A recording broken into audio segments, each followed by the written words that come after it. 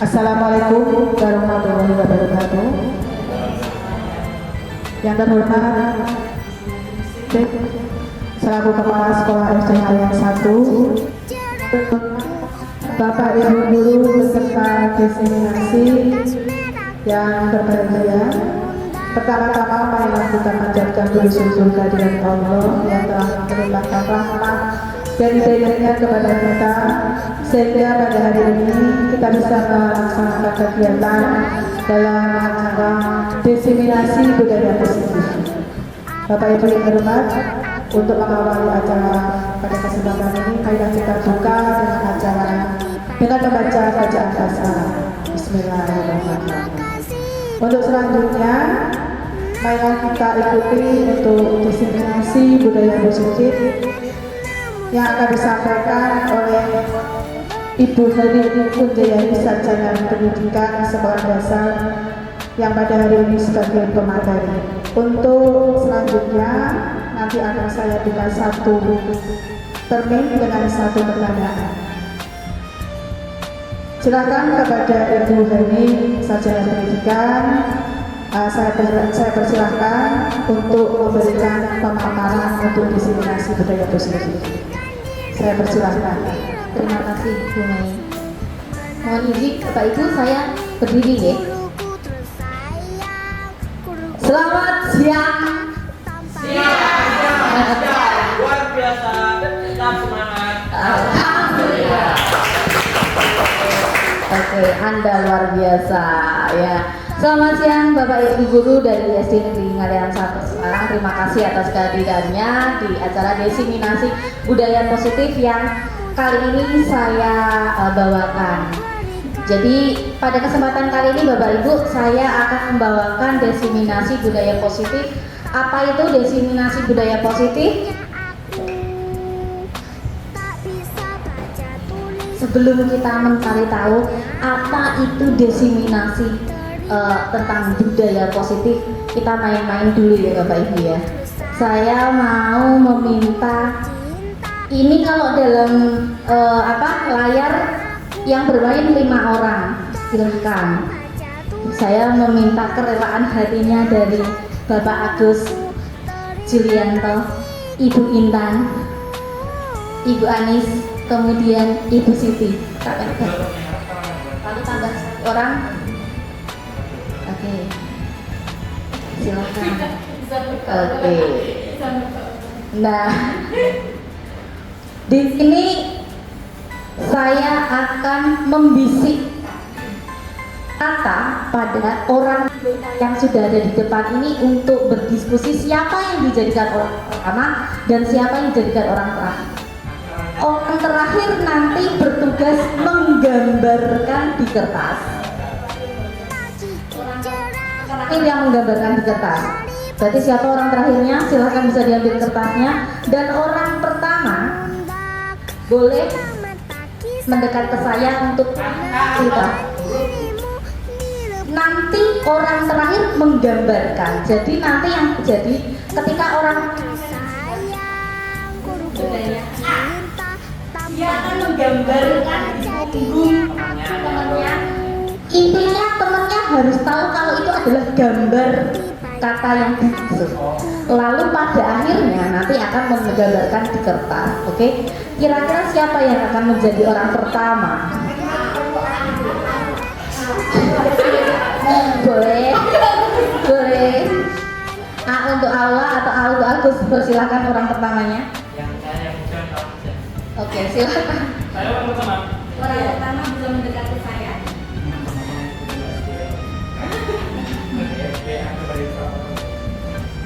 Untuk menggambarkan di punggung rekan orang kedua. Dan silakan untuk yang lain berbaris menghadap ke sana. Dari saling punggung-punggungan seperti kereta api.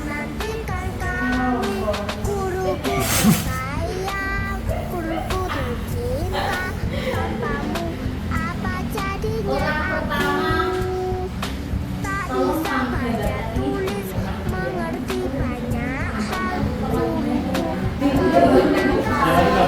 Oke.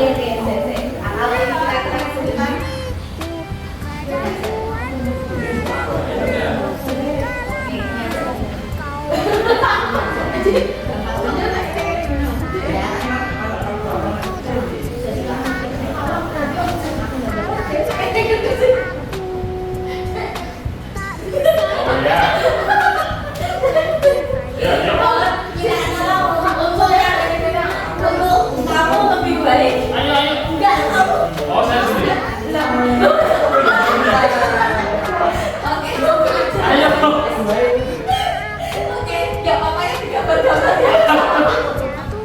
Oke, ya itu ya sudah. Ya. Pakai kata saja. Saya mau pakai kertas, tetap Anda harus bisa merasakan di punggungnya. Ayo, oke. Anda boleh. Judulnya. Di punggung tapi di atas. Nggak boleh dong. Tangan. Iya. Nah, ini maksudnya. Pakai ini. Sudah? Ya, siap. Anda luar biasa. Mulai dulu. 1, 2, silakan. Ding ding ding ding ding. Ah, ini nggak ada musik ya Pak ya? Ding ding ding.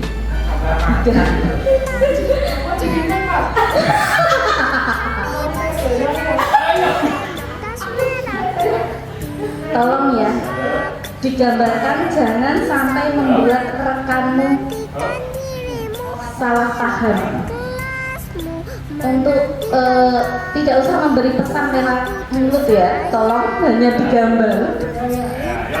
Tanpamu apa jadinya aku? Asik. Kau bisa baca tulis, mengerti banyak hal. Oke, kita akan melihat siapa penyampai maksimal. Oke.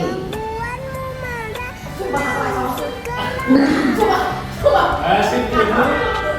Wah, bagus sekali itu, sepertinya memang guru seni itu memang tidak bisa kita pungkiri ya.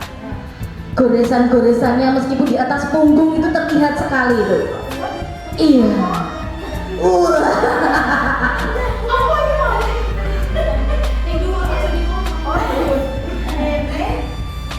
Iya.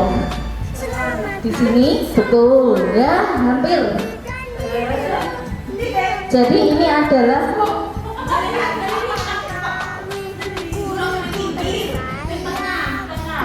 nanti di akhir saya akan membantu dengan satu clue. Apa jadinya aku? Baca tulis, Jangan dikondisikan, ayo. kasih. Anda luar biasa.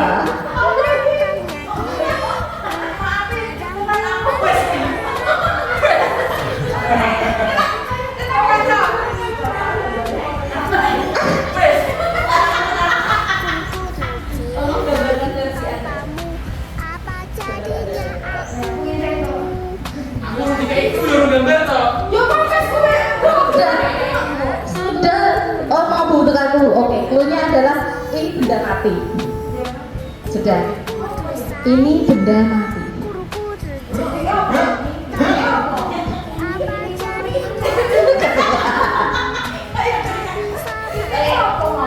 Silakan gambarkan. Buktikan keahlian menggambarmu Pak Agus. Jangan mempermalukan diri sendiri Pak Agus.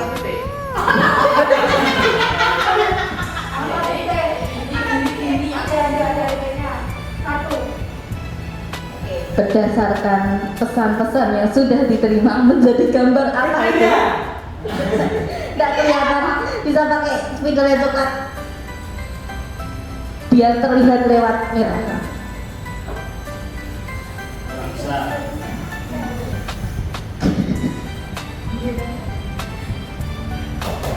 Tepuk tangan, Anda luar biasa ya. Ternyata kita bisa melihat bagaimana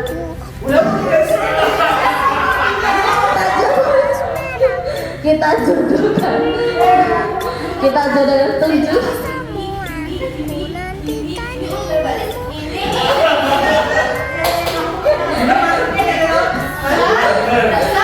Tunjukkan ke kamera dulu, kita tunjukkan ke kamera dulu. Punya chemistry di bawah ya. Kita tunjukkan ke kamera. Nah, ini untuk hasil awalnya dan untuk Aisyah akhirnya. Terima kasih, tepuk tangan. Anda luar biasa. Oke. Nah, terima kasih Bapak Ibu. Semoga olahraga siang ini akan bisa menambah kesehatan bagi kita semua ya Bapak Ibu ya. Oke, baik. Jadi apa moral yang bisa kita dapat dari video kita kali ini? bahwa dalam menyampaikan pesan itu ternyata tidak cukup hanya dengan menyampaikan ala kadarnya saja. Sebab pesan yang diterima bisa jadi tidak sesuai dengan apa yang kita harapkan. Kita memerlukan strategi, cara dan kondisi tertentu supaya pesan bisa tersampaikan dengan baik. Wah, itu salah. Bisa tersampaikan dengan baik. Oke, bisa ditangkap ya Bapak Ibu semua ya. Terima kasih. Nah itu, karena mungkin menuliskannya tadi bagaimana Bu, masih ala kadarnya apa diusahakan dengan sesungguh-sungguhnya? Iya. Ketika menerima pesan garis-garis itu yang Anda bayangkan itu apa itu Bapak Ibu? Oh, garis-garis. Oke. Terima kasih. Kita lanjut. Nah, pada kesempatan kali ini kita akan ada beberapa tujuan yang akan saya sampaikan. Yang pertama, memahami konsep pendidikan menurut Ki Hajar Dewantara yang dihubungkan dengan konsep budaya dan lingkungan positif di sekolah yang berpihak pada murid.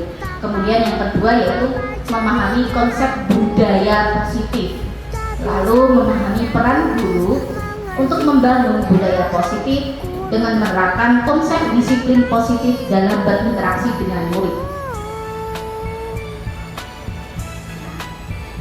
Pendidikan Ki Hajar Dewantara. Saya yakin tidak ada satupun di antara kita yang mungkin tidak mengenali beliau, Ki Hajar Dewantara. Siapa itu Ki Hajar Dewantara? Bapak pendidikan yang terkenal dari Ki Hajar Dewantara, Bapak Ibu. Tuturi Handayani, Semboyan Pendidikan Indonesia, Tuturi Handayani. Ini yang menjadi slogan juga landasan untuk pendidikan Indonesia saat ini.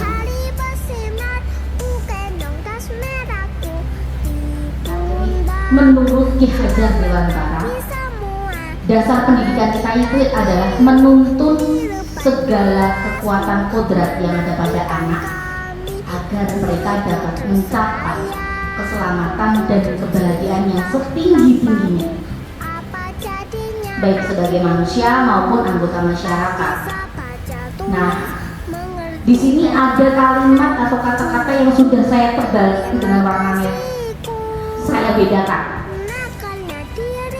Dari Ki Hajar Dewantara, saya tahu bahwa ternyata tugas guru itu tidak hanya menjadi transfer ilmu, tapi kita juga menuntun kodrat yang sebenarnya sudah ada di dalam diri anak untuk bisa kita tumbuhkan dan kita maksimalkan. Supaya apa? Supaya anak-anak itu mencapai keselamatan dan kebahagiaan yang setinggi-tingginya sebagai manusia. Kita di dunia pendidikan ini sebenarnya seperti petani yang bertugas untuk menanam tanaman. Tentu yang ditanam petani tidak hanya satu jenis tanaman.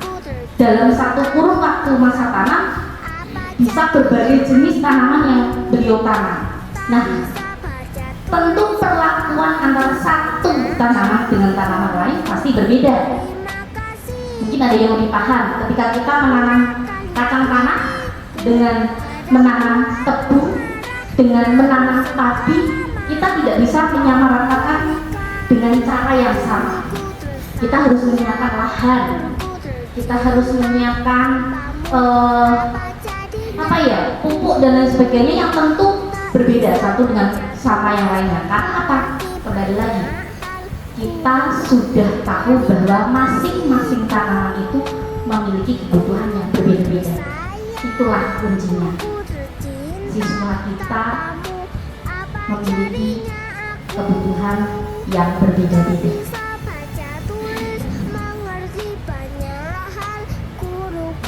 Nah, pendidikan itu ibaratnya memang tempat persemaian bibit atau benih-benih kebudayaan yang ada di dalam masyarakat. Nah, tugas kita itu memperhatikan kodrat yang ada di anak itu. Kita tidak bisa meminta, kita mengajar di wilayah pegunungan, kemudian kita mengajak anak untuk mempelajari hal-hal yang sebenarnya bukan di wilayah mereka. Misal untuk mengetahui tentang laut misalnya, sebatas pengetahuan saja mungkin oke, tapi ketika itu diterapkan dan anak harus memahami yang sesuatu tidak sesuai dengan lingkungan yang sebenarnya, itu juga yang kita lakukan akan menjadi sia-sia. Nah, di sini karena apa, kita harus memperhatikan kodrat keadaan alam dan kodrat keadaan pada zaman anak kita didik. Anak itu bukan kertas kosong.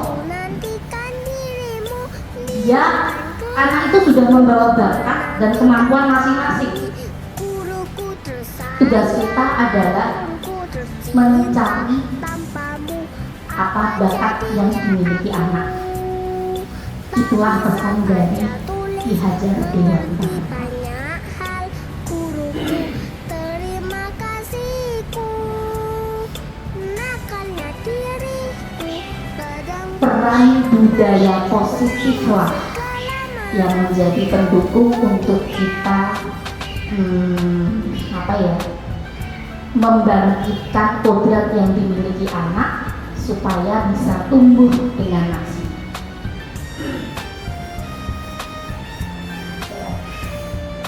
Untuk pertanyaan ini, adakah yang bisa membantu saya untuk menjawab ke depan? Atau boleh saya bagikan mikrofon?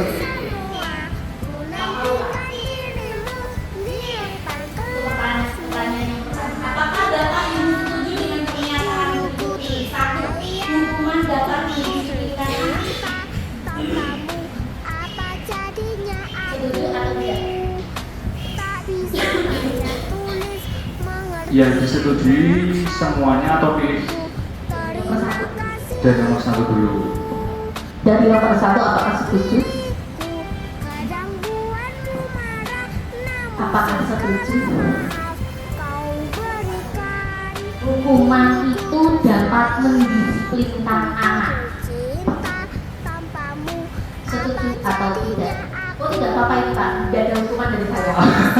Tidak masalah, tidak masalah. Ini saya pribadi ya? Iya, betul. Dari pemikiran pribadi, tidak ada salah dan betul. Guruku terus sayang Kalau dari saya, guru PJOK, pastinya ketika anak itu memang melakukan kesalahan, pasti ada poin tersendiri. Yang pertama, peringatan pertama dulu. Ada 3 peringatan. Kedua, peringatan pertama lisan. 2, diingatkan lagi. 3, baru kemudian kalau tidak bisa mengikuti, kita berikan hukuman. Hukuman itu artinya bisa melakukan hal-hal yang tidak selalu intinya tidak berupa fisik atau hukuman. Nah, misal kita mengambil sampah atau mengembalikan alat olahraga, itu kalau dari saya. Oke, berarti bisa saya simpulkan bahwa Pak Aula menyetujui bahwa hukuman dapat mendisiplinkan anak. Ya, dengan catatan hukuman seperti tadi. Oke, ya, masuk. Oke, lanjut sekarang pertanyaan kedua. Pemberian hukuman dengan hal positif seperti membaca atau membersihkan halaman sekolah dapat meningkatkan disiplin anak. Bisa jadi ya tadi seperti dikatakan Pak Aula dengan membantu membersihkan lingkungan atau barang-barang dari olahraga, itu juga termasuk dapat meningkatkan disiplin anak. Silakan Bu Meni, menurut Bu Meni bagaimana? Kalau menurut saya, apabila anak itu belum disiplin, tidak harus diberi hukuman. Kita rubah sekarang mindset kita merubah mindset kita dengan pemikiran yang selalu positif. Jadi kalau misalnya memberikan hukuman dengan membersihkan halaman sekolah itu sebenarnya buat saya kurang setuju. Karena dengan membersihkan halaman sekolah itu kita kembalikan apa ya? Kodrat manusia ya. Ada perasaan di mana anak itu mungkin mental itu bisa didorong karena dilihat mungkin dengan teman-temannya, bukan semacam itu. Jadi memberikan menegur seorang anak karena anak itu tidak disiplin, bagi saya tidak harus dengan memberikan hukuman. Nah, dengan mungkin kita cari dulu ya latar belakang anak itu biasanya itu anak yang berulang kurang disiplin itu ada sesuatu yang harus kita ketahui. Mengapa anak itu tidak disiplin? Itu yang harus kita cari. Bukan kita mencari apa yang dia lakukan, tetapi kita mencari penyebab. Mengapa anak itu kok selalu tidak disiplin? Nah, dari penyebab mengapa anak itu tidak disiplin, dari kita bisa mengambil langkah. Karena apa? Sesuatu kalau kita mulai dari akar permasalahan, maka kita akan tepat. Kita itu akan tepat. Karena apa? Anak itu melakukan sesuatu itu punya apa yang punya latar belakang sendiri. Mungkin anak itu punya latar belakang dari rumah yang dari keluarganya itu boleh dikatakan kurang harmonis. Sehingga anak itu apa ya selalu ingin mencari perhatian dan seperti itu. Nah, kalau saya sih secara pribadi untuk hukuman saya kurang setuju. Pemberian hukuman meskipun itu bentuknya hal positif, menurut Bu Mei tidak setuju atau tidak bisa meningkatkan disiplin untuk anak. Iya, karena apa ya? Kita belajar merubah mindset itu bahwa sesuatu itu kita ambil dari sisi positifnya dulu, tidak dari sisi negatifnya. Oh iya, cari sumbernya dulu ya Bu ya. Terima kasih. Kemudian yang ketiga, memberi pekerjaan atau meningkatkan motivasi belajar.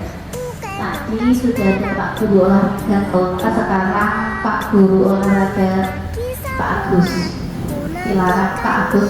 Menurut Pak Agus, memberi penghargaan itu apakah bisa meningkatkan motivasi belajar pada anak? Setuju atau tidak? Dari pernyataan tersebut dari nomor 3 yang dibuat ini. Nah, kalau saya pribadi itu setuju ya, karena menurut saya sebagai guru olahraga, nah, bagaimana yang kita lakukan seperti biasa di lapangan, ketika anak mencoba melakukan hal yang baru, kemudian dia tidak bisa, kemudian kita motivasi anak tersebut sehingga dia mau berlatih. Nah, dari berlatih itulah bisa meningkatkan motivasi belajar anak. Nanti kemudian pertemuan selanjutnya pasti dia akan menanyakan lagi ke guru, Pak saya sudah bisa. Nah, seperti itu. Jadi untuk pernyataan nomor 3 saya setuju gitu. Penghargaan dapat meningkatkan motivasi belajar ya. Tapi ketika anak itu mencapai capaian tertentu, kemudian kita sebagai guru memberi penghargaan, entah itu selamat, entah itu selamat, ucapan itu anak pasti akan meningkatkan motivasi belajar. Mohon untuk disimpan semua jawaban ini. Apakah akan tetap sama jawaban yang disampaikan awal ini hingga akhir nanti ketika materi diseminasi budaya positif ini selesai? Kita lanjut ya. Next. Ini topik-topik yang akan kita bahas dalam pertemuan ini. Disiplin positif, kemudian nilai-nilai kebajikan universal, teori motivasi, hukuman dan penghargaan restitusi. Banyak ya Bu, next aja dan sudah pusing. Kita lanjut yang pertama aja, disiplin positif. Kalau saya tanya disiplin itu apa? Kebayangnya itu apa ya Bapak Ibu? Kalau kita ngomongin membicarakan tentang kata disiplin, disiplin itu apa ya Bu?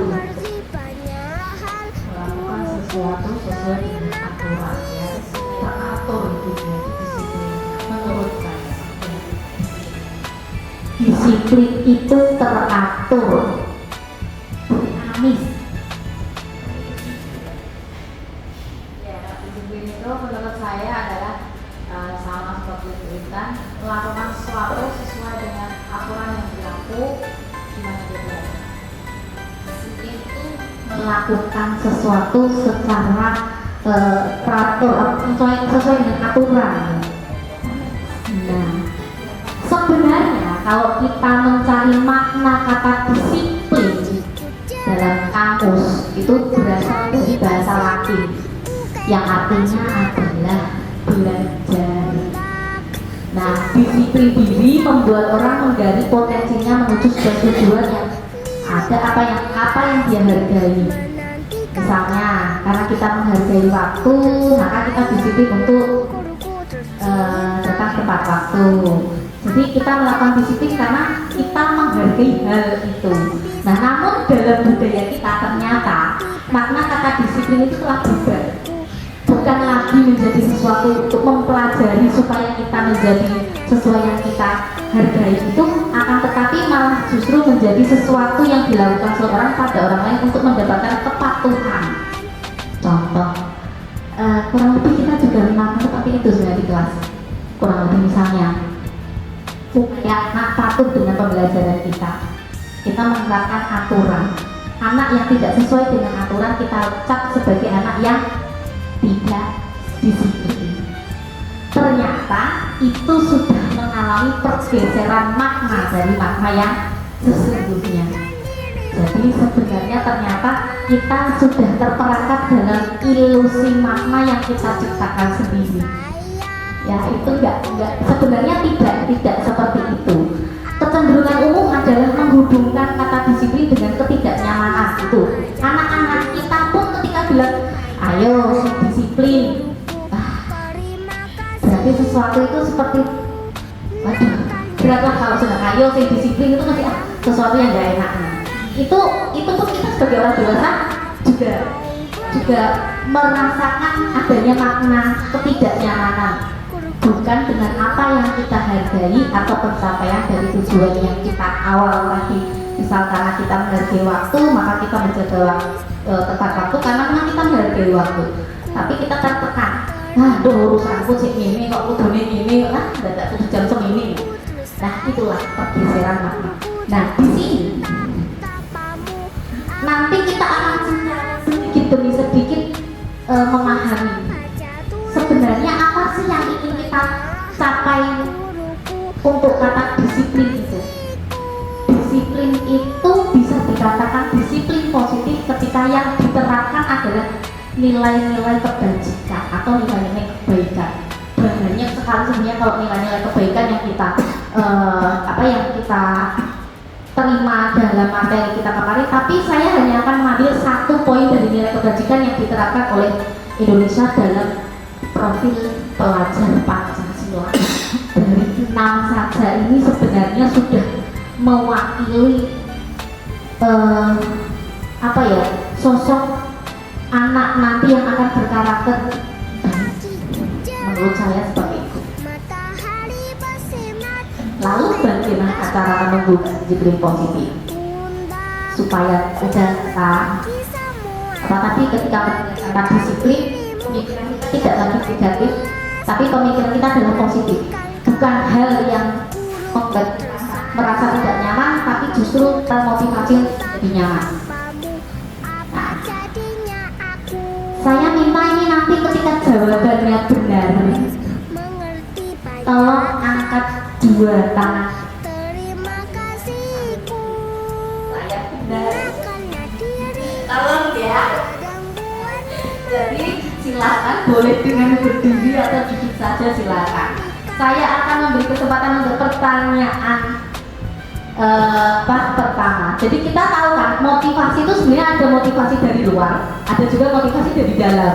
Nah, untuk pernyataan yang pertama, untuk menghindari ketidaknyamanan atau hukuman, apa yang akan terjadi bila saya tidak melakukannya? Menurut Anda, pernyataan ini merupakan motivasi yang asalnya dari mana?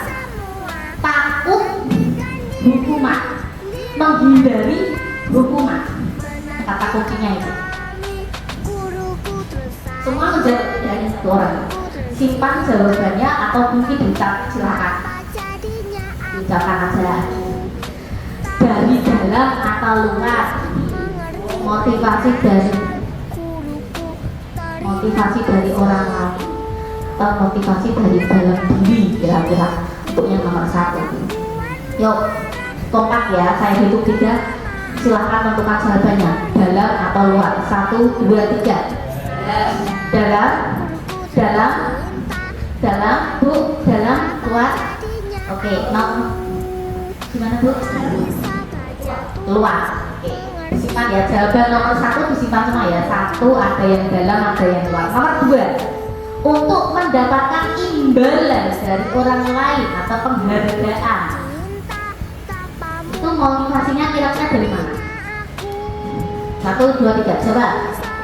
Luar, dalam motivasinya dari mana? Aku pengen dapat imbalan, pengen dapat penghargaan, pengen dapat piala, pengen dapat pujian. Kira-kira itu motivasi yang sebenarnya sumbernya dari dalam diri atau dari luar? Internal atau eksternal? Dalam atau luar? 1, 2, 3. Dalam. Ada yang bilang dalam, tadi ada yang bilang luar. Tadi siapa tadi yang luar? Bu Diani saya tadi bilang luar. Dalam. Oke, ada yang nomor 1 dalam, nomor 2 dalam. Next, ayo. Yang nomor 3 sebelum kita buka jawabannya. Untuk menghargai diri sendiri. Kenapa saya pengen melakukan sesuatu hal baik itu? Karena saya ingin menghargai diri saya sendiri. Saya ingin menjadi orang yang seperti ini, makanya saya melakukannya. Itu motivasinya dari mana? Dalam atau luar? Luar. Dalam. Ya, kita buka untuk jawaban pertama. Mau satu, penampilan yang satu betul.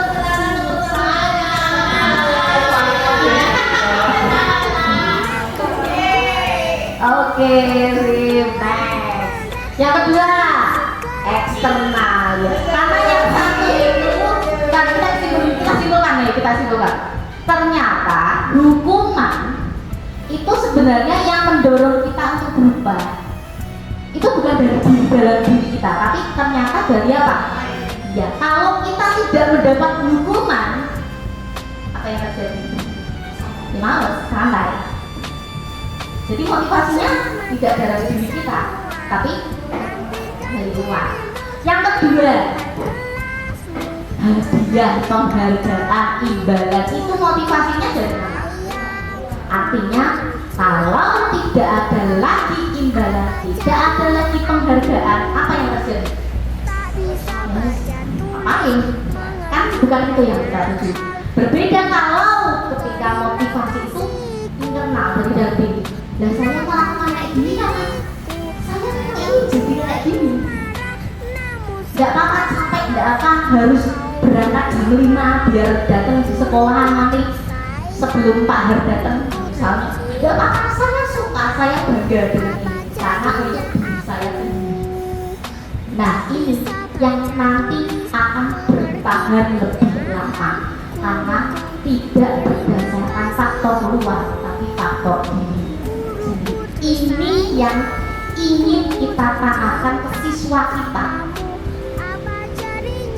Jadi tidak karena kita gurunya, tidak karena hukuman dari sekolahan, tidak karena orang tuanya, tapi karena anaknya sendiri.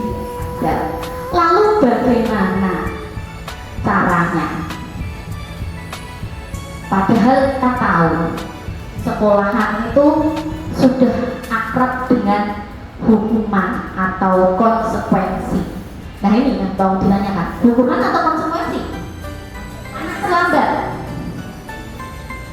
Sebenarnya kita pahami hukuman atau konsekuensi ketika anak terlambat lalu kita memberi tindakan. Tindakan kita itu hukuman atau konsekuensi? Kita cari tahu. Hukuman itu sifatnya tidak terencana, tiba-tiba. Jadi anak tidak tahu. Pernah kita mengalami itu, pernah. Pengalaman saya pribadi ketika terjadi di kelas, lalu tiba-tiba ada anak yang membuat kekacauan di kelas tanpa saya sadari. Mungkin saya pernah menghukumnya dia, menghukum dengan melakukan sesuatu yang sebenarnya tidak ada hubungannya dengan pembelajaran, misalnya seperti itu. Lalu hukuman itu sifatnya satu arah, jadi tidak ada kesepakatan dengan siswa kita. Tidak ada hubungan nanti kalau kamu seperti ini akan begini, tidak ada. Hukuman itu ya sudah, karena kamu terlambat silakan lari keliling lapangan. Jadi kita tidak membutuhkan persetujuan anak, itulah hukuman.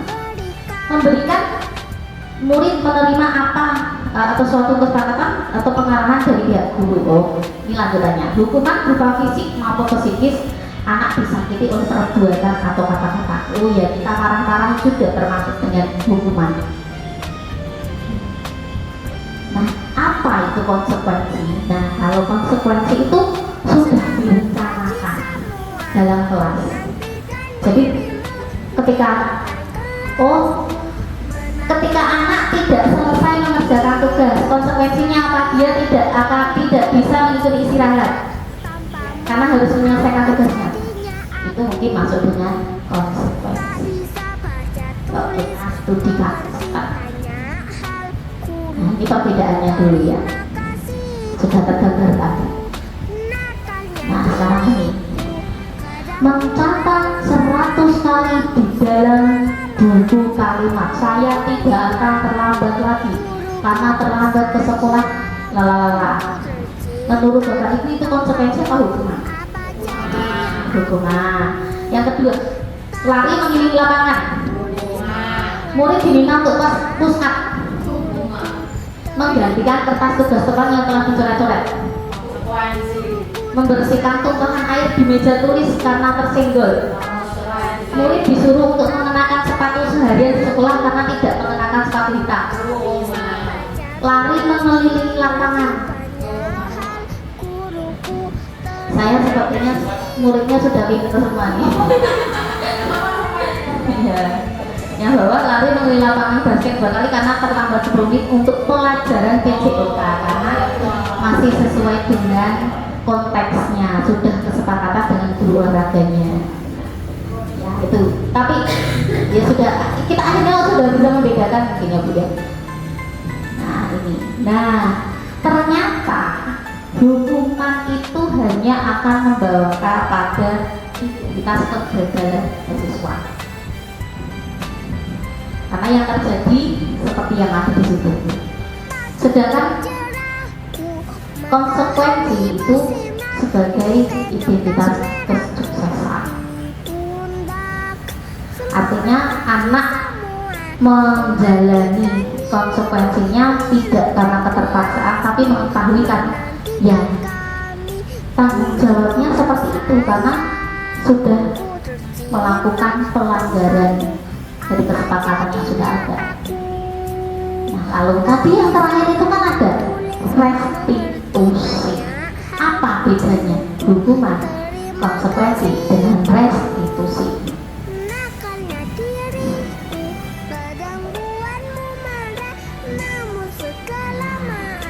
Restitusi itu proses menciptakan kondisi bagi murid untuk mengobati kesalahan mereka sehingga mereka bisa kembali kepada kelompok mereka dengan karakter yang kuat. Nah, hukuman kan sama saja, tujuan hukuman juga sama, tujuan konsekuensi juga sama. Lalu apa yang membedakan restitusi dengan konsekuensi dan hukuman? Apa yang membedakannya? Restitusi juga bukan proses kolaborasi, mengajarkan murid untuk mencari solusi untuk masalah mereka, membantu murid berpikir tentang orang seperti apa yang ingin mereka jadi sesok dan bagaimana mereka harus menyelesaikan orang lain. Ya, bedanya ini bukan untuk menebus kesalahan, tapi untuk belajar dari kesalahan. Jadi kalau dulu mungkin anak melakukan kesalahan, orang dewasa biasanya mengkonyo-konyonya. Mengkonyo-konyo itu bahasa Inggrisnya apa ya? Yang menduding-duding seperti itu. Tapi pada restitusi tidak. Tugas kita hanya membuat anak itu tahu salahnya apa, lalu apa yang perlu diperbaiki dari salahnya itu. Dan guru tidak memaksa, misal anak itu mau bersalah harus ayo kamu minta maaf, tidak, tapi guru memberi penawaran, kamu mau apa. Jadi ya restitusi itu menuntun anak untuk melihat ke dirinya, kok temanku bisa marah, kenapa ya, apa yang membuat temanku merasa harus marah. Dia mencari. Restitusi diri itu cara yang paling baik untuk mengubah identitas gagal anak menjadi sukses. Dalam artian anak itu tahu salahnya apa, salahnya di mana, dan bagaimana harus memperbaiki kesalahannya dengan restitusi. Dan sampai di sini dari kecil hukuman, konsekuensi, restitusi mana yang menurut Bapak Ibu yang paling dan baik untuk diterapkan di kelas kita? menantikan dirimu Restitusi. menantikan kamu Oke sih. Nah, karena restitusi itu baik, berarti dasarnya harus punya ini Bapak Ibu. Masing-masing kelas sudah harus membuat kesepakatan keyakinan kelas mereka masing-masing, bukan dari gurunya. Jadi itu yang muncul dari muridnya masing-masing. Di sini yang di bidang keyakinan kelas 1A ini tulisan dari anak-anak sendiri. Apa yang pengen mereka buat untuk di kelasnya? Saya ambil satu. Jangan menyakiti teman. selamat pagi Nah, berarti ini mereka anak ini tidak mau disakiti. Nah, makanya dia memberi pernyataan jangan menyakiti teman. Artinya ini antara mereka nanti akan menjadi kesepakatan. Artinya kalau ada pelanggaran maka restitusi bisa kita jalankan karena anak-anak kita sudah punya keyakinan mana yang benar, mana yang salah. Jadi ketika kita membangun, menggali, kamu begini loh, menurutmu bagaimana? Dalam diri anak sudah punya konsepnya.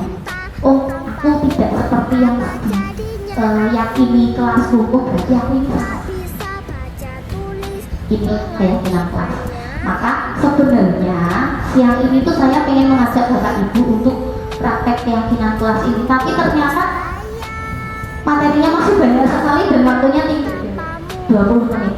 Jadi boleh nanti kalau memang Bapak Ibu guru membutuhkan petunjuk untuk saya berbagi lagi bagaimana membuat keyakinan kelas, karena kan anak saya kelas 1 tapi ternyata kelas 1 pun bisa belajar seperti itu. Jadi sebenarnya tidak harus kelas tinggi yang bisa punya ide dan pendapat, anak kelas 1 pun bisa. Jadi ini bisa diterapkan di kelas manapun. Tentu nanti masing-masing keyakinan kelas itu akan berbeda-beda karena ketakutan mereka pun berbeda-beda. Apa yang menurut mereka aman dan tidak aman juga berbeda-beda.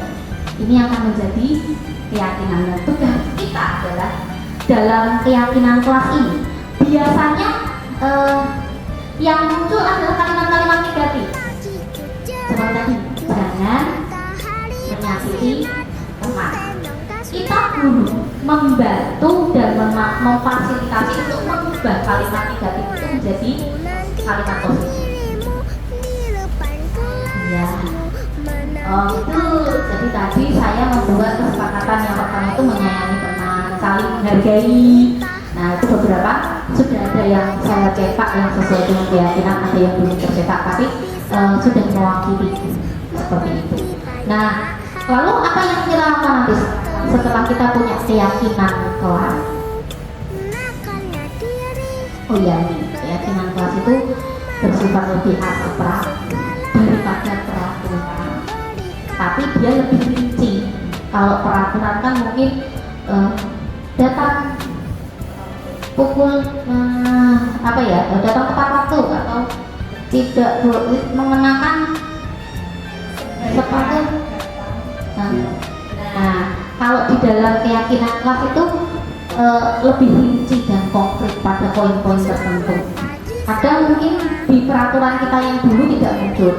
Tidak memungkiri loh Bapak Ibu, peraturan kita yang dulu itu bisa kita kembali terapkan dalam keyakinan kelas, tapi tidak dengan kita menyampaikan. Mungkin kita bisa memberikan sedikit sentilan pancingan untuk anak bisa mengikuti apa yang seperti ingin kita sampaikan, tapi tanpa tidak langsung menyuruh anak, oh misalnya rambutnya tidak boleh gondrong misalnya, kayak gitu kan. Dulu kan kita ada itu, tapi sebenarnya itu kan termasuk juga karena apa, selain kerapian juga kenyamanan. Tentu kalau rambutnya panjang itu bagi laki-laki akan mengganggu dan sebagainya.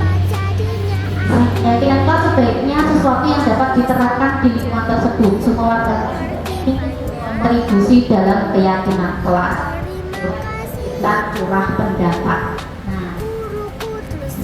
Nah ini saya meminjam dulu foto yang lain karena Apa jadinya aku tak bisa baca tulis mengerti banyak hal guruku terima kasihku. sebenarnya kenapa anak-anak itu melakukan kesalahan atau mungkin melanggar ketentuan yang sudah kita sampaikan. Kenapa? Butuh perhatian, butuh kasih sayang, manja mungkin. Kita lihat, karena memang manusia itu pada dasarnya memiliki kebutuhan. Coba kita lihat di sini ada ini dari yang namanya Bu Astuti di sini ya. Ibu Astuti, guru kelas 5 SD Mutiara Hati, sedang bingung menghadapi ulang salah satu murid di kelasnya, Doni. Beberapa anak di kelas 5 telah datang padanya dan mengeluhkan Doni yang seringkali meminta bekal makan siang mereka dengan paksa. Ini Doni bukan Pak Agus ya. Jika Bapak Ibu menghadapi ritual seperti Ibu Astuti, apa yang akan Bapak Ibu lakukan? Menurut Bapak Ibu kira-kira apa alasan Doni melakukan hal itu? Mungkin temannya Doni serok. Apa jadinya Menurut Pak Aula, jika Bapak Aula ada di situasi seperti ini, apa yang Pak Aula akan lakukan? Ada anak yang berangkat dari situ. Dia sering meminta bekal temannya. Iya. Mau ditugaskan makan? Ya. Kira-kira apa yang Bapak Aula lakukan pertama kali ketika mengetahui lapor dari teman-temannya Doni perihal permasalahan Doni itu? Yang pasti pertama mencari tahu apakah betul adanya Doni itu sering meminta bekal. Kalau memang sudah benar-benar laporan itu sering diberikan pada saya atau sebagai guru, baru mencari latar belakangnya kenapa sih kok sering meminta bekal, apakah tidak diberikan uang saku atau memang tidak diberikan Oke. bekal dari rumah. Berarti mencari tahu Mencari dulu. tahu dulu. Nah, ini kalau kita mau menebak-nebak Pak Ira, menurut Pak Aula, kira-kira apa alasan Doni itu kok dia suka mintain bekal? Apa bekalnya dia nggak enak? Menurut Pak Aula Biasanya bagaimana? adunya jalan-jalan dulu. Nah, ini permasalahannya itu saya sedang belum bisa menemui Doni, jadi saya menemui Pak Aula. Menurut Pak Aula ini apa alasan Doni kira-kiranya? Mungkin? mengerti banyak Satu mungkin ya, Mungkin? yaitu di awalnya bisa satu permasalahannya dia tidak membawa uang saku. Dia tidak bawa uang saku. Dua, Dua, dia juga tidak membawa bekal.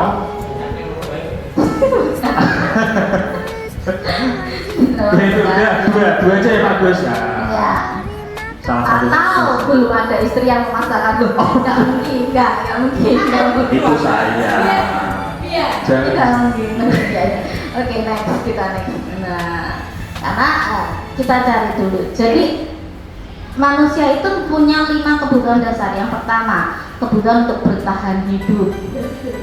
Ya, itu pasti. Dalam persaingan sengit, nah kita pasti untuk bertahan hidup. Tuh. Bisa mencaplok-caplok ya tidak ya? Next. Apalagi selain kebutuhan hidup, kasih sayang dan rasa diterima. Itu sudah manusiawi sekali. Lalu penguasaan, butuh pengakuan atas kemampuannya, itu diakui. Kalau anak sekarang namanya apa itu pengakuan itu? di depan kelasmu Aduh, tidak ada anak sekarang tapi ini. Oke, kebebasan, kebutuhan akan pilihan ya, karena butuh dibebaskan. Dia tidak suka untuk dikekang, diatur, pilihannya ditentukan orang lain, tidak suka. Terima kasih. Kemudian yang kelima, kesenangan, kebutuhan untuk merasa senang. Nah, kelima hal inilah yang menjadi dasar sebenarnya kenapa anak-anak kita itu digawe PR, KIPR, misalnya rak lembaran, atau dikandani nek dino Senin nggo sepatu ireng, yo nggo sepatune bilang enteng, ngono kae. Dikandani nek kerja ra nek kasus satu.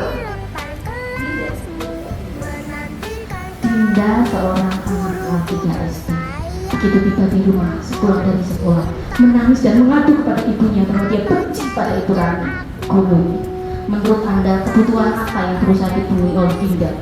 Jika jawabannya seperti ini, bila Anda berada dalam posisi ibu Rani dan mendengar informasi dari ibu Dinda tentang perasaan Dinda hari itu, apa yang akan Anda lakukan pada Dinda besok ketika Dinda masuk sekolah agar kebutuhan Dinda Dinda terpenuhi? Ini ada 3 nama di Bapak Ibu, jangan keliru walik-walik ya. Jam-jam sekian itu nanti rawan ya. Dinda jadi Joko, Joko jadi Dinda. Jadi ini gini, Dinda itu curhat sama mamanya, benci sama Ibu Rani. Nah, dia nangis. Tapi di sini tidak diketahui kenapa penyebabnya. Lalu ketika kita diposisikan sebagai ibunya, ketika kita diposisikan sebagai Ibu Rani, apa ya tahu mendengar dari ibunya Dinda. Jadi ibunya Dinda itu sudah menemui Ibu Rani sebagai guru. Bu, kok ya Bu, itu anak saya kemarin nangis katanya kok benci sama Bu Rani itu sebenarnya datang, seperti itu. Kira-kira apa yang akan ibu dapat? Nah, jawaban Dinda seperti ini. Ibu guru bilang aku tidak boleh bersenandung sewaktu mengerjakan tugas. Katanya kelas harus tenang, tidak ada suara, kan nggak seru jadinya. Dinda melawan gurunya karena alasan ini. Menurut Bapak Ibu, kebutuhan apa yang dibutuhkan oleh Dinda? Les nyanyi. Yang kedua, kan kebutuhannya 5 tadi Pak, bertahan hidup, kesenangan, kebebasan, kemudian dia apa kebutuhannya kebebasan, kesenangan, Pak tadi kebutuhannya tes, kebebasan, penguasaan, kasih sayang, hidup, kesenangan yang terakhir ya. Oke, yang nomor 1 kita sepakati Pak, kesenangan. Yang kedua apa? Yang 1 kesenangan. Pengakuan. Kedua pengakuan. Kasih sayang apa pengakuan?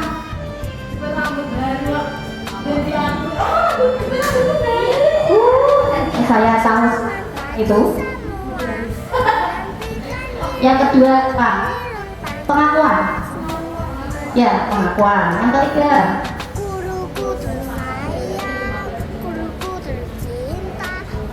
dia bosan. Kesenangan, kepuasan, kebebasan, bertahan hidup, kasih sayang, senangan.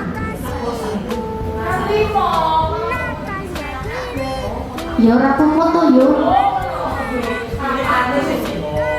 Nanti gue pada terus apa lagi? Nomor berapa? 1, 2, 3, 4. Buang patok semua nomor foto. Malu perawan. Aku sebel, gambarku tidak rapi. Ibu guru menunjukkan ke teman-temanku di depan kelas. Nah itu tadi, yang apa yang kebutuhan dia? Pengakuan.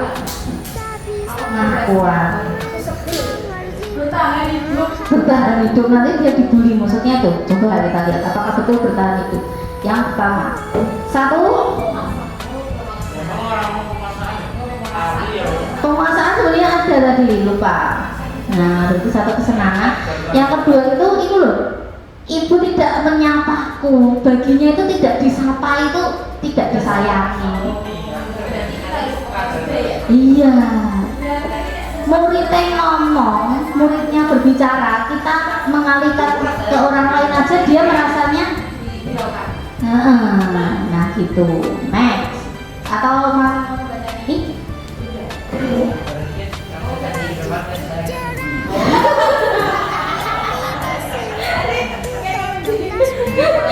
ini Pak Zulfikar adalah kepala sekolah. Kita next atau mau di SMP cinta-cinta enggak nanti ini sesama ini rekan ini kepala sekolah ditugaskan di sejak kedatangan sekolah itu Pak Zulfikar mencoba untuk menyesuaikan diri dengan lingkungan sekolah tersebut.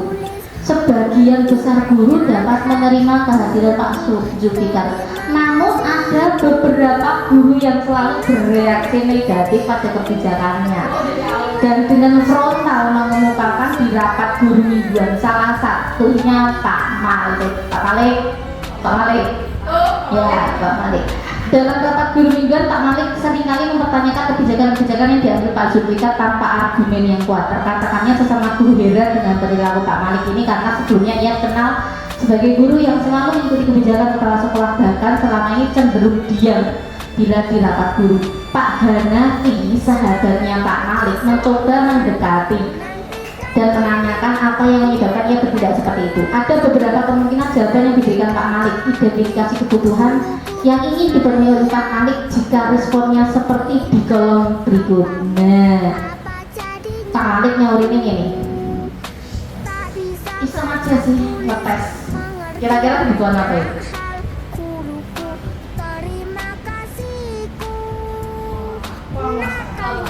Penguasaan. Nomor 1 kita tulis penguasaan. Penguasaan.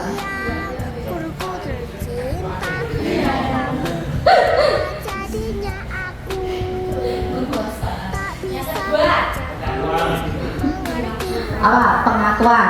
Oke, kita lihat. Yang kemana? Kasihan pengakuan. Iya, kasih sayang. Oh iya. Caper. Berarti kasih sayang ya kalau caper. Yang ketiga.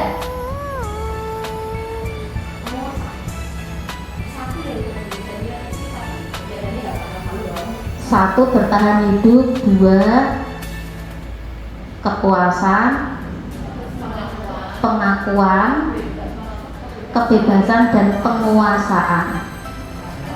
Kesenangan, kepuasan, tadi kesenangan, kasih sayang. Nah, 3 apa ini?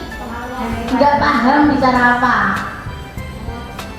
Daripada kelihatan tidak paham, masa aku yang guru senior. Nah, aku yang guru senior. Penguasaan atau pengakuan? Hah? Yang menguasai itu jadi penguasaan.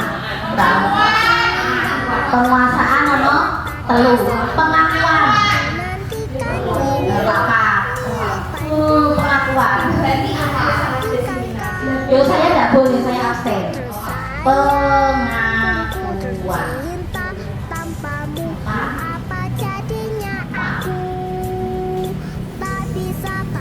Bosan. Bosan, tapi bosan sudah ada. Bosan nanti sudah ada.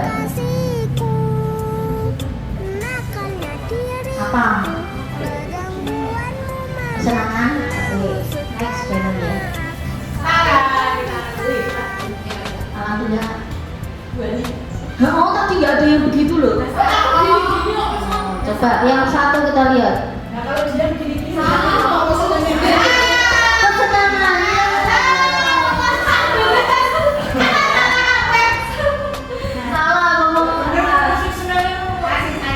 Cinta dan kasih sayang ya.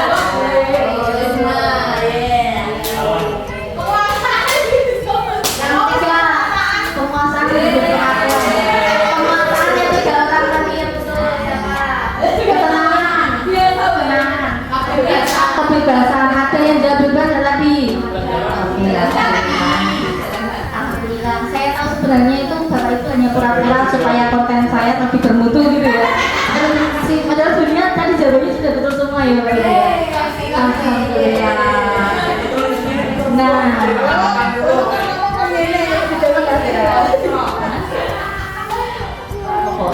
lanjut. 5 posisi kontrol. Nah, di sini adalah gurunya. Kalau tadi dari muridnya kita mencari tahu apa kebutuhannya muridnya, sekarang sebagai guru ketika kita sudah mengetahui kebutuhan murid, lalu apa yang akan kita lakukan ketika anak melakukan kesalahan atau melanggar. Nah, ada 5 posisi kontrol penghukum. Seorang guru yang memiliki posisi sebagai penghukum itu biasanya akan menggunakan hukuman fisik. Tadi siapa yang berpengalaman dengan hukuman fisik? Ada enggak? Guru olahraga katanya tadi tidak jadi. Tidak ada. Oh tidak ada. Saya kira tadi berlari, push up tadi. Oh tidak. Oh ya. Kita yang 1 tidak ada hukuman fisik. Oh iya betul. Terima kasih Pak Allah mengambil sampah. Membuat orang merasa bersalah. Biasanya guru akan bersuara lebih lembut. Nanti kita akan cari tahu ya. Teman, guru pada posisi ini tidak akan menyakiti murid, namun akan tetap berupaya mengontrol murid melalui persuasi. Jadi mendekati terus. Monitor, pemantau, mengawasi, dan manajer respon yang menunjukkan tanggung jawab guru dalam posisi terakhir. Manajer adalah posisi mentor di mana guru berbuat sesuatu bersama dengan murid, mempersilahkan murid mempertanggungjawabkan perilakunya, mendukung murid agar dapat menemukan solusi atas permasalahannya sendiri. Dari kasat mata ini belum mempelajari lebih lanjut. Menurut Bapak Ibu, mana yang bisa kita kategori paling tertinggi, terbaik? 1 atau 5? Penghukum atau manajer? Manajer. Nah, kelihatan tidak ya? Aduh ya Allah, saya bacakan deh. Jadi ketika guru itu sebagai penghukum, contoh kalimat yang akan dia ucapkan adalah, kalau kamu tidak melakukan, awas ya, nanti buhani hukum. Nah itu penghukum. Kalau yang pembuat rasa bersalah, contohnya dia akan bilang, kamu seharusnya kan sudah tahu ibu lelah sekali mengatakanmu, ibu loh sampai stres menghadapi kamu. Nah, guru tipe drama ini sepertinya saya. Lanjut. Lalu kalau yang teman, kira-kira yang akan dikatakan seperti ini, aduh, ayolah lakukan dulu ibu, masa kamu tidak mau? Ingat ya, kan ibu kan selalu membantu kamu, atau ibu pernah membantu kamu. Nah, jadi dia memposisikan sebagai teman atau pemantau. Ayo, apa peraturan di kelas kita? Coba, atau yang tadi kamu lakukan itu sudah benar apa betul? Nah, kira-kira seperti itu ke pemantau. Kalau manajer, apa yang kita yakini? Apa yang akan kau kerjakan untuk memperbaiki masalah ini? Jadi menuntun anak ketika sudah tahu harus bagaimana. Ya, mencari dulu. Nah, berhubung ini kira-kira sampai dengan sini garis merahnya budaya positif, kemudian materi sebelumnya restitusi.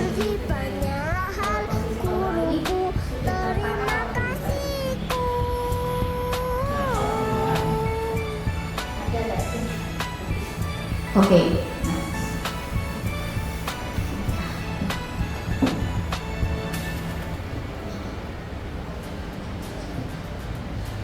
Nah saja ya. Nah, ini hanya mencontohkan. Tapi dari contoh tadi sudah cukup nih. Kita next aja, karena ini film. Nah, siapa yang mengatakan saya kecewa sekali dengan kamu? Penghukum, pembuat rasa bersalah, pemantau teman. Membuat rasa saya kecewa sekali dengan kamu. Ini sambil mendeteksi diri sendiri, karena ini tidak hanya untuk keguruan ya, tapi juga parenting ke anak juga bisa ini. Kita menelanjangi diri sendiri gitu. Terbangun. Ya aku pernah kalau kamu tuh arti mama sih kesel loh di kerja.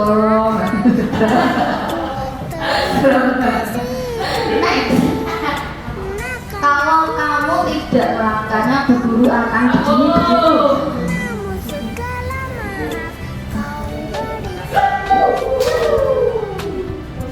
Halo. Nah, ayolah, bagaimana sih kamu? Kemarin kan kamu sudah janji ke Bapak. Kenapa terlambat lagi? Ya, next. Oke. So, pinter-pinter ini lah, ini kita ulang diri kira. Siapa yang mengatakan?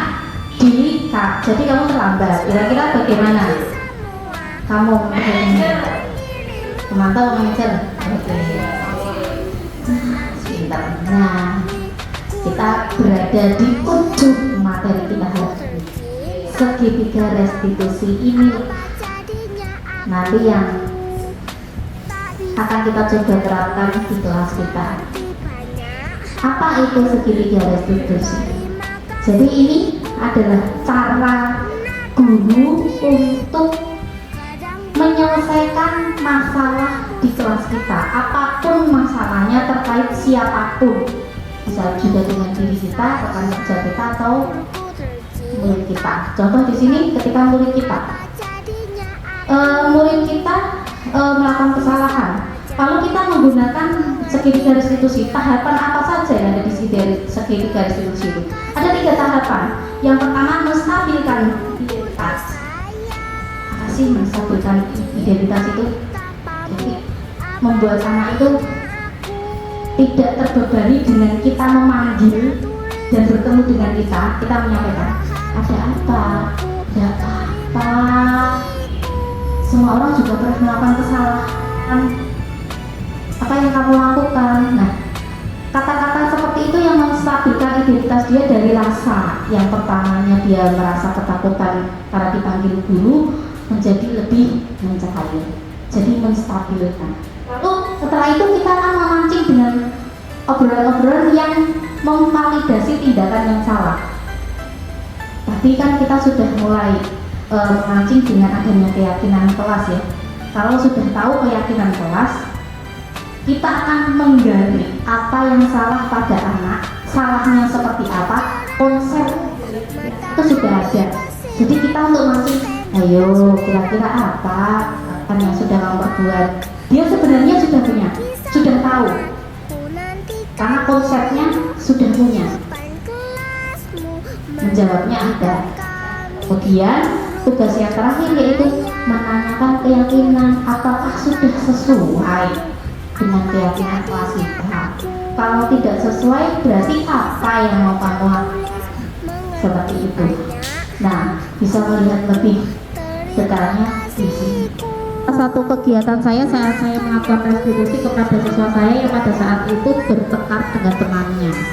Jadi bertengkar, kemudian bertengkarnya gara-gara pada waktu diskusi teman satu kelompoknya, anak ini namanya Rindra, teman satu kelompoknya Rindra itu berisik mengajak Rindra untuk bercerita terus dan fokus, lalu dia membentak rekannya itu sampai rekannya menangis. Nah, jadi seperti itu. Lalu yang menangis tadi akhirnya lapor ke saya. Saya memanggil dua belah pihak. Yang pertama saya memanggil Reza terus.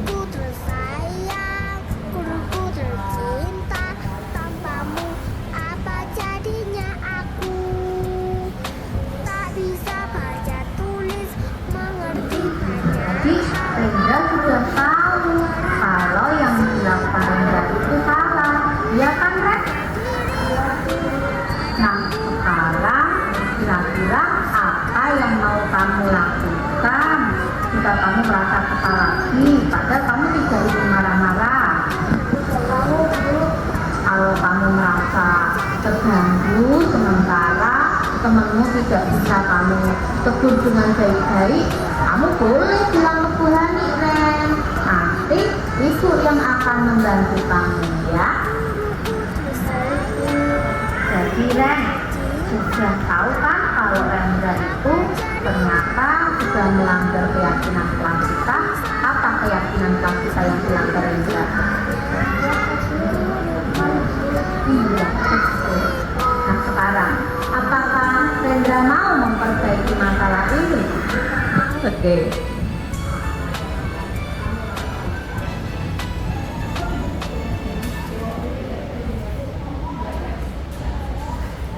Oke. Nah, di sini anaknya sudah menemukan solusi mau apa. Setelah itu dia tahu kesalahannya di mana, karena tidak menghargai orang lain. Nah, di sini jadi inilah yang ada dalam tahapan segitiga restitusi. Siap untuk mempraktekannya di kelas masing-masing? Kalau Ibu? Ya. Kita berbagi ya Bapak Ibu ya.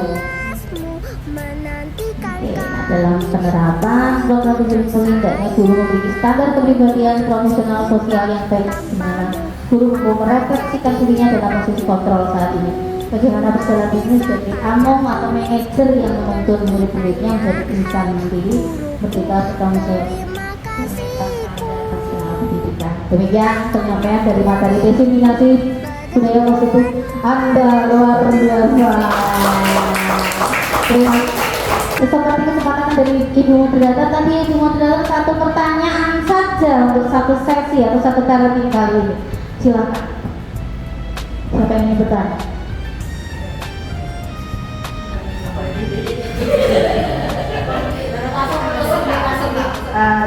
Terima kasih kepada Ibu Hani yang sudah memberikan apa ya, sebuah masukan. Bu Hani memang luar biasa, hebat. Saya tertarik dengan Bu Hani bisa mendisiplinkan anak melalui hukuman. Maksudnya maaf tidak melalui hukuman konsekuensinya, kemudian restitusi. Kita tahu sekarang kesulitan guru, ya bukan kesulitan ya, mohon maaf, ini saya juga sedikit curhat. Bagi guru itu memberikan materi itu dikatakan mudah. Mungkin 1 minggu kalau kita menyelesaikan materi itu ikhlas kita bisa cukup 1 tahun 1 semester 1 minggu. Yang menjadi masalah ini terkadang saya juga mengalami kesulitan. Itu bagaimanakah apa ya? Mencari mencari solusi. Terkadang kita itu menerapkan anak itu misalnya gini, kita menerapkan anak itu untuk membuang sampah pada tempatnya. Selalu kita itu bawel ya, buang sampah pada tempatnya. Tetapi memberikan pelajaran membuang sampah pada tempatnya itu terkadang 3 bulan bahkan 1 tahun itu anak itu belum melaksanakan seperti itu. Dalam artian anak itu melaksanakan itu karena hukuman, anak itu melaksanakan karena takut, karena selalu diingatkan oleh guru. Nah, yang menjadi persoalan terkadang kita kesulitan menumbuhkan rasa di dalam diri anak itu untuk menyadari bahwa tanpa diperintah, tanpa dihukum, anak itu sadar dengan sendirinya membuang sampah itu pada tempatnya. Saya sering mengalami kesulitan di kelas pun. Ayo anak-anak sebelum pulang sampah diambil dibuang di tempat sampah. Pada saat kita itu terlena, tidak melihat anak itu membuang sampah, anak itu lari, padahal itu sampahnya, kan seperti itu. Terkadang kita menyuruh anak, ayo diambil itu sampahnya. Kita kan menyuruh tanpa anak itu menyadari bahwa itu tidak pantas, tidak layak sama itu di situ. Nah, mungkin saya hanya sedikit, mungkin sharing atau minta masukan yang senjata jitu, senjata pamungkas, senjata ampuh. untuk yang menumbuhkan rasa kesadaran dalam diri anak itu, anak-anak itu bisa menyadari bahwa hal seperti itu tidak apa-apa. Itu saja. Terima kasih. Terima kasih Bu. Berarti pertanyaannya itu dari saya adalah bagaimana cara menunjukkan motivasi itu dari dalam. Jadi bukan karena satu dihukum ya Bu, tapi memang dari anak itu sendiri itu bagaimana. Ini sebenarnya kita juga bersama-sama belajar ya, tapi dari materi yang kemarin saya dapat itu kita memang tidak bisa mengubah karakter anak dalam waktu satu malam. Itulah kenapa adanya budaya positif. Artinya memang harus kita tanamkan dulu. Kita setiap hari membuat kebiasaan melalui apa Bu? Melalui kesepakatan atau keyakinan kelas. Jadi utamanya anak harus yakin dulu itu kesepakatan dia. Misal Bu, anak-anak masalah dengan sampah saat ini merasanya sampah itu bukan urusan anak-anak Bu, urusan bapak ibu sendiri. Masalahnya itu. Jadi keyakinan itu yang sebenarnya harus kita ubah saja, karena sebenarnya bukan seperti itu. Jadi anak tidak memiliki perasaan merasa berkewajiban atau punya kebutuhan untuk menjaga kebersihan kelasnya, karena dia merasa kelasku, sekolahku nanti ada penjaga yang membersihkan. Memang harus dari keyakinan kelasnya dulu Bu. Keyakinannya kemudian tetap harus memang guru berperan sebagai manajer yang mengontrol, yang benar-benar menghukum ya Bu. Tapi ngomongin terus kan sudah dilakukan ya, dan itu dilakukan terus. Ya sudah kalau terus sampai kapan? Atau dari itu nggak terus ya.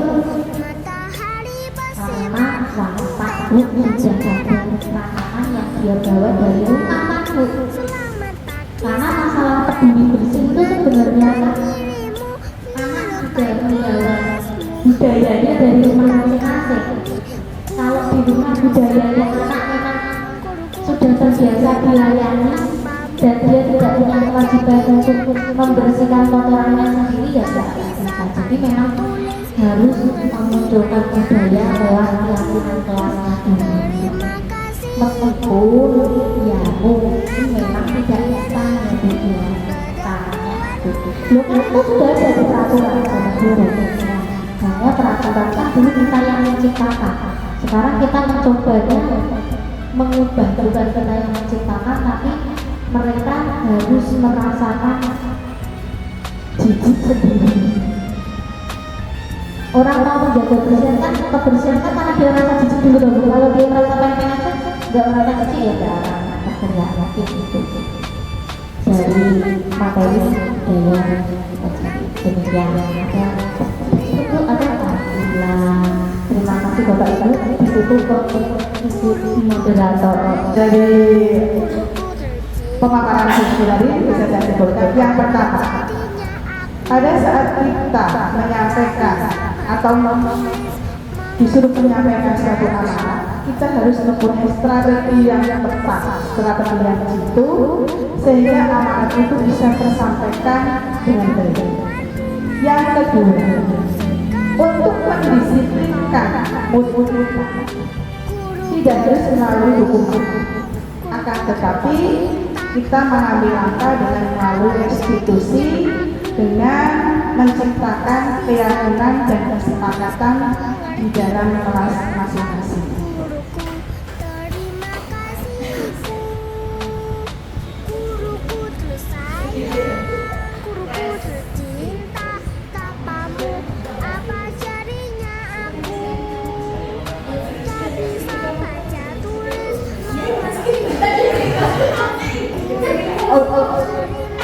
Untuk selanjutnya kita sebagai gurunya untuk kasih guru yang kita lakukan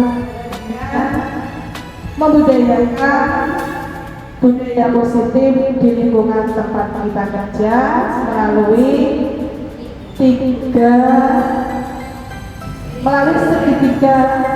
restitusi, yaitu dengan menstabilkan identitas, validasi data yang salah, serta menanyakan keyakinan. Demikian yang bisa saya sampaikan.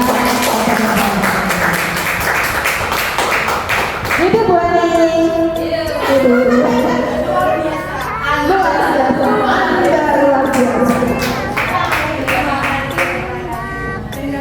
Assalamualaikum warahmatullahi wabarakatuh.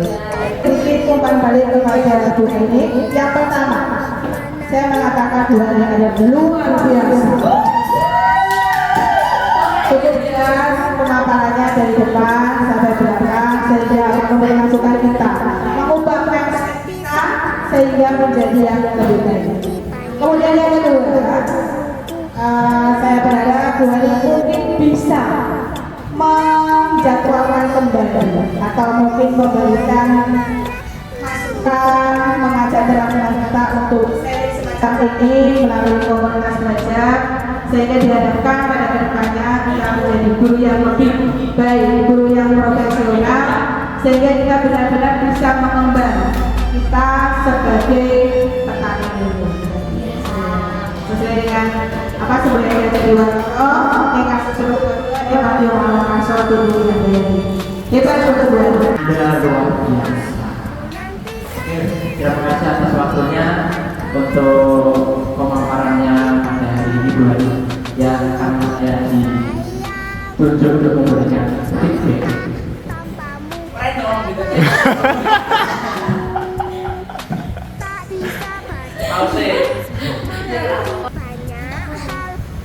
Anda luar biasa.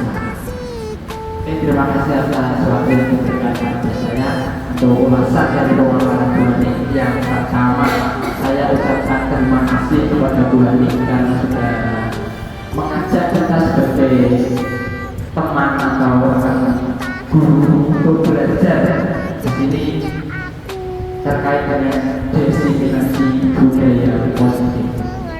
Setelah saya sosialisasi ini, kita yang awalnya tadi menjadi guru yang kurang tahu apa itu yang terbaik untuk anak.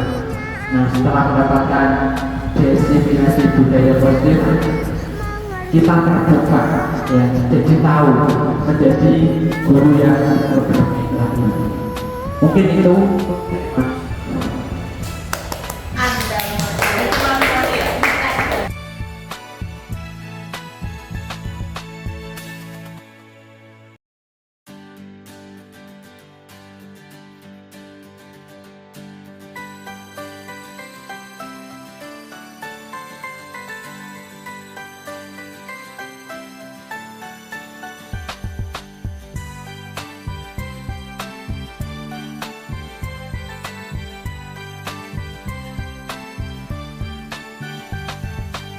Pagiku cerahku, matahari bersinar, ku gendong tas merahku di pundak.